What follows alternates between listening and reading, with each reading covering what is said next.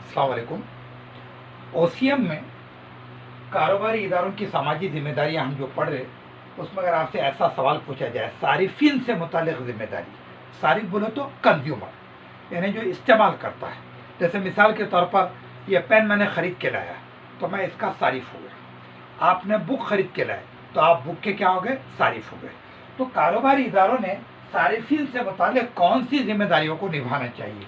तो पहला है मियारी पैदावार, यानी जो भी चीज़ आप बना रहे वो उसकी क्वालिटी आप अच्छी रखो, क्वालिटी पर तवज्जो दो आप। ऐसा नहीं होना चाहिए कि दिखने में अच्छा दिख रहा, कस्टमर लेके जा रहा और कस्टमर उसकी क्वालिटी या उसके सर्विस से मुतमईन नहीं है, ये नहीं। बल्कि पैदावार हमारी क्या होना चाहिए, मियारी होना चाहिए, स्टैंडर्ड क्वालिटी को मेंटेन करना चाहिए।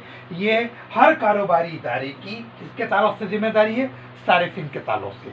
आप जो भी कीमत ले रहे वो कीमत के हिसाब से आप पैदावार अच्छी दो, है ना। अगर एक आदमी ने 1000 रुपये कोई चीज़ के लिया, व्यापारी ने, तो आपकी पैदावार की क्वालिटी 1000 रुपये की होनी चाहिए। किसी ने अगर कोई चीज़ की कीमत 500 रुपये लिया तो माल की क्वालिटी 500 रुपये की होनी चाहिए। इसको अपन क्या बोलते हैं, मियारी पैदावार, अच्छी क्वालिटी की पैदावार होनी चाहिए। नेक्स्ट, वाजबी दाम, रीजनेबल रेट लगाइए। अगर रेट कैलकुलेशन करे बाद पता चल रहा कि हमारा पैदावार की कीमत प्लस प्रॉफिट मिलके उसकी कीमत 200 रुपये हुई, तो आपने 205 रुपये भी नहीं लेना चाहिए, 200 रुपये ही लेना चाहिए। इसको हम क्या बोलेंगे, वाजबी दाम, रीजनेबल क्वालिटी। रीजनेबल जब आप प्राइस लगाओगे तो कभी भी कस्टमर ऐसे दुकान को नहीं छोड़ता। मार्केट में 10 दुकानें रहती, क्या वजह है कि 2 दुकानों पर कस्टमर का रश ज़्यादा रहता। उसकी वजह क्या है, उन्हें दाम बिल्कुल वाजबी लग रहा है। नेक्स्ट, सारिफ का तहफ़्फ़ुज़।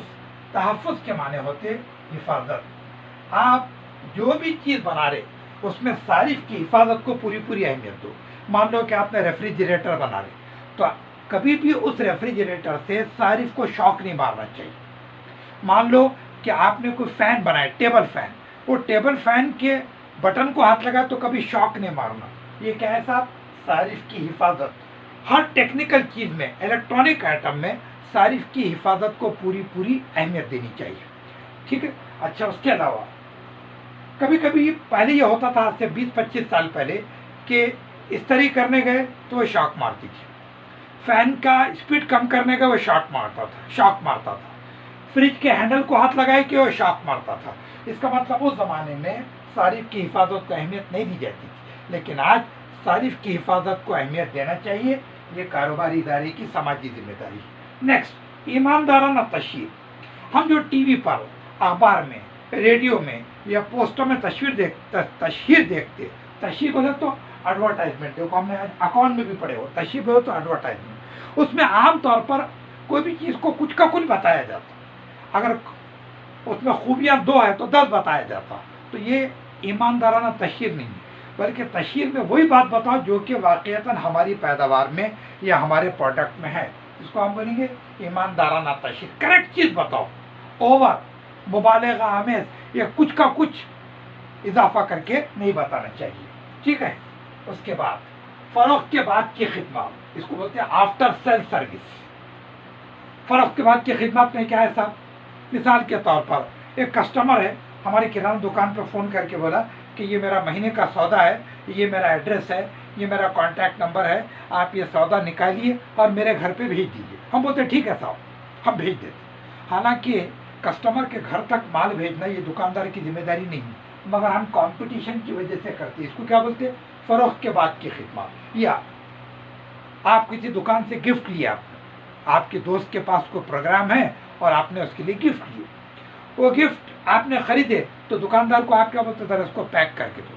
हालांकि गिफ्ट को पैक करना ये गिफ्ट सेंटर वाले की जिम्मेदारी नहीं है, लेकिन उन्हें कह के तौर पे करता। फ़रोख्त के बाद की खिदमत, शानदार गुलाबी कागज़ में कुछ फीते, कुछ रिबिन लगा के उन्हें आपको पैक करके देता। इसको अपन क्या बोलेंगे, फ़रोख्त के बाद की खिदमत। तहक़ीक़ व तरक्की, पता ये चला कि हमारे पास एक डिपार्टमेंट होना चाहिए जिसमें हमेशा रिसर्च का काम चलता रहे।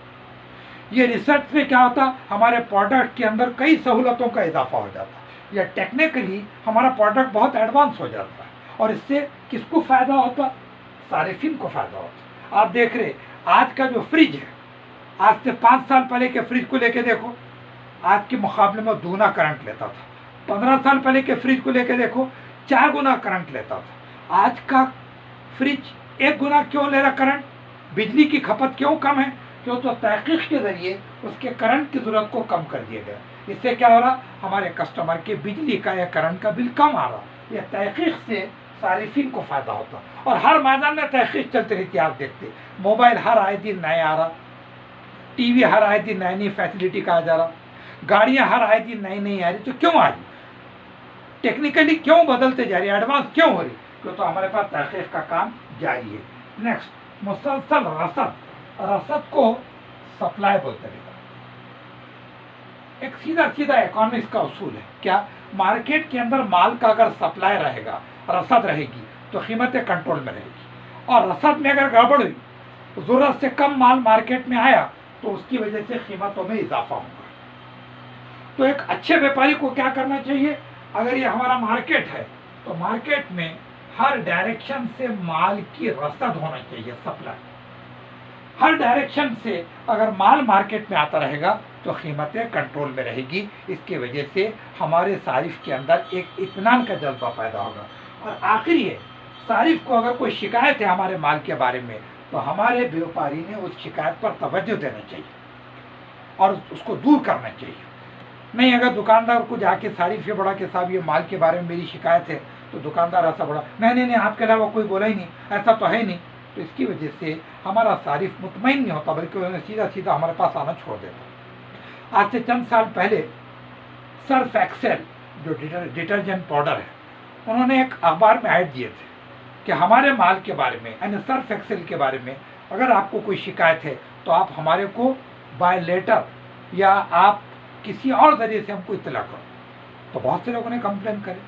बहुत से लोगों की कंप्लेन में कॉमन कंप्लेन ये थी कि सर्फ एक्सेल की वजह से कपड़ा तो अच्छा धुल जाता, लेकिन कपड़े की शाइनिंग चली जाती और कपड़े पे बहुत जल्दी पुराना बार आता। उन्होंने अपने इंजीनियर्स को बाकायदा बिठाए और इंजीनियर्स को बुला के बिठा के बोले कि कपड़ा साफ हो रहा मगर पुराना बार आ जा रहा, ये शिकायत बिल्कुल वाजिबी है, क्योंकि तो ये कॉमन शिकायत है हर कस्टमर के तरफ से। फिर उन्होंने अपने पास के केमिकल बदले और ऐसे केमिकल डाले कि जिसकी वजह से कपड़े की धुलाई भी साफ होना और शाइनिंग भी नहीं जाना। ये कब हुआ? जबकि सर्फ एक्सेल वालों ने शिकायतों पर तवज्जो दिए। तो पता ये चला कि कारोबारी इदारों की सारिफिन से मुताल्लिक़ अगर जिम्मेदारी पूछी जाए, तो आप खाली 8 पॉइंट नहीं लिखेंगे, बल्कि हर पॉइंट पर 2 या 3 एक्सप्लेनेटरी नोट देंगे। इस तरह एग्ज़ाम में आपको ज़्यादा से ज़्यादा नंबरात मिल सकते हैं।